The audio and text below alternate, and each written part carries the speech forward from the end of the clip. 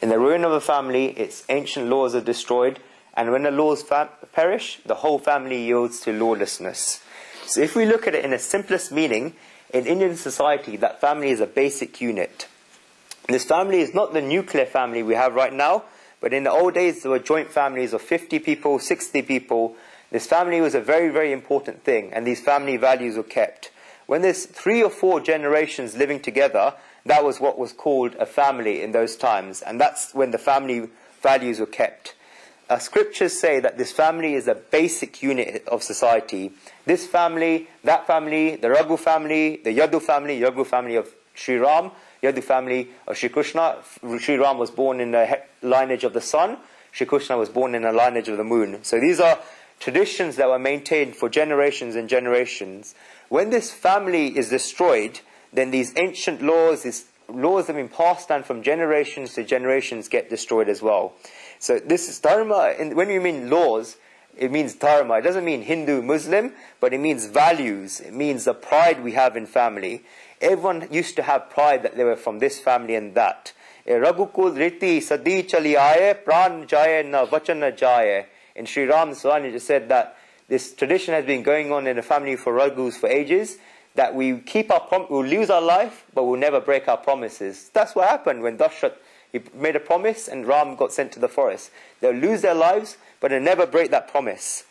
This is, who am I? This identity you've got with your family. If you're from that lineage, you'd never do something like that. There's that pride from the family you came from. And the elders always remember this, but in youngsters in society today, don't regard that family lineage as important. There were some traits in society that, I'm from this family and I can't do that. I'm from this family and I can't do this. In the ruin of that ancient family laws, these values and this pride all gets destroyed. Arjun says a very important thing in the second half of this verse, and we have to give it a lot of thought, is when the laws of a family, a community, a nation or society perish, then adharma, lawlessness, unrighteousness prevails. Imagine there's a flame inside a lamp, and this light is growing very, very brightly. If one tries to reduce that lamp, then the light gets reduced, and the darkness gets increased by the same amount. Righteousness, dharma and adharma, righteousness and unrighteousness, are inversely proportional to each other. If righteousness decreases, unrighteousness increases by the same amount. If righteousness increases, then unrighteousness decreases by the same amount. Why am I saying this? Why is Guruji saying this? Because in society there's a growing number of intellectuals who are saying that, oh, we don't, they're giving a pain to everyone. They're saying, we're not religious, we're irreligious, we have nothing to do with religion. This state is not possible because when, not religion, I'm talking about dharma. Religion we talked about earlier, it comes from the word relegate, which means to bind. Dharma is each person's own personal laws, your natural, what you're naturally good at. Arjun was a natural warrior.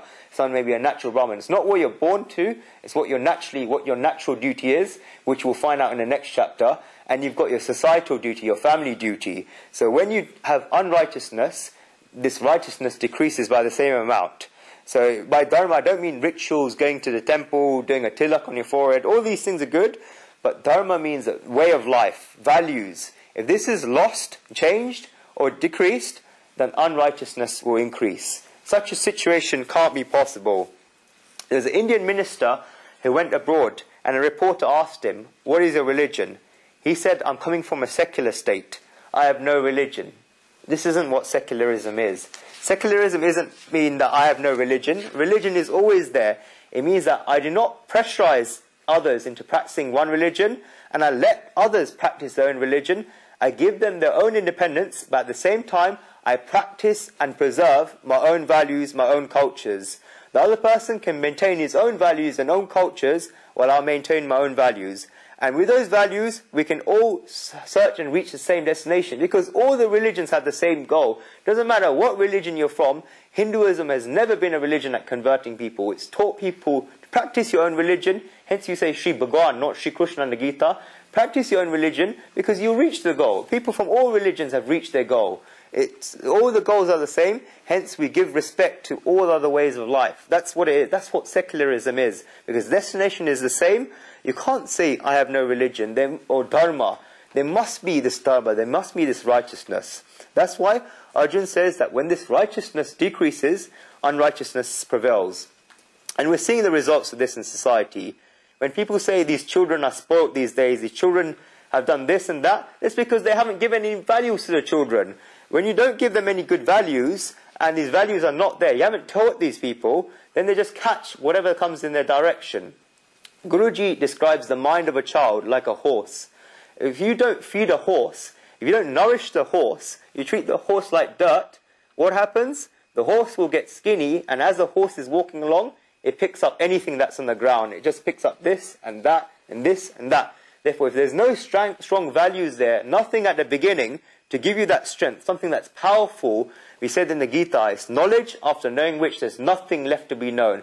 So powerful that if someone comes up to you and tells you this and that and this, it doesn't affect you because you're so powerful, you've got so much pride in your values, and you know it's going to help you in life, it's going to help your children in life.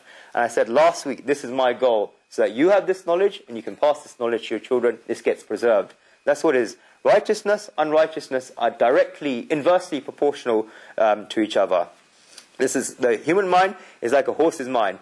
It wants a solid-minded, stronger person, able to do good deeds, powerful deeds, then you need to put these dharmic values in front of them, so they know which direction to go in. If they don't know where they're going to go, you can't blame children for being spoiled if you haven't given these values to them.